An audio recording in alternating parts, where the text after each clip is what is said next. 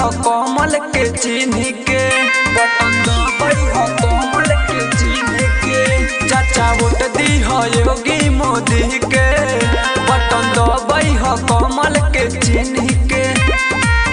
योगी मोदी जी कमल के खिलई है, जहे खोदी वही मोदी।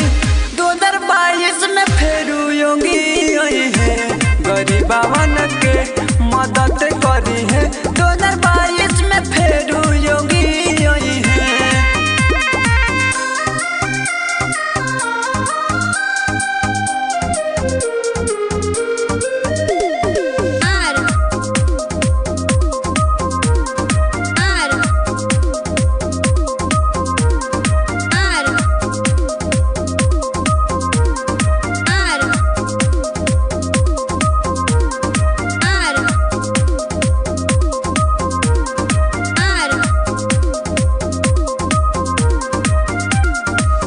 अपना यूपी के हीरा बना के करी है विकास पूरा गौवा समाज के,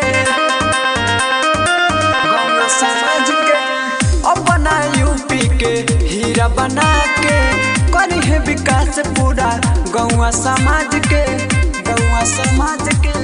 गुंडागर्दी के पूरा खत्म करी है, जहे खोदी वही मोदी। 2022 में फेरू योगी आई है, गरीबवन के मदद करी है। 2022 में फेरू योगी आई है।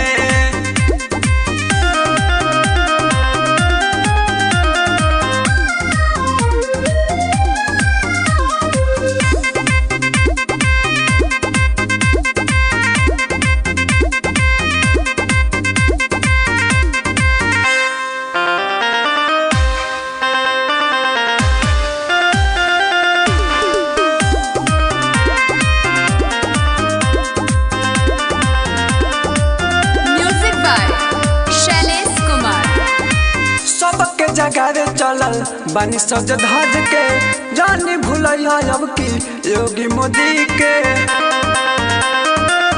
योगी मोदी के। सबके जगावे चलल बानी सज धज के, जानी भूलैया अब की योगी मोदी के। ई जोड़ा बहुत कुछ करे जाए है, जहे खोदी वही मोदी। 2022 में फेरू योगी आई है, गरीबवन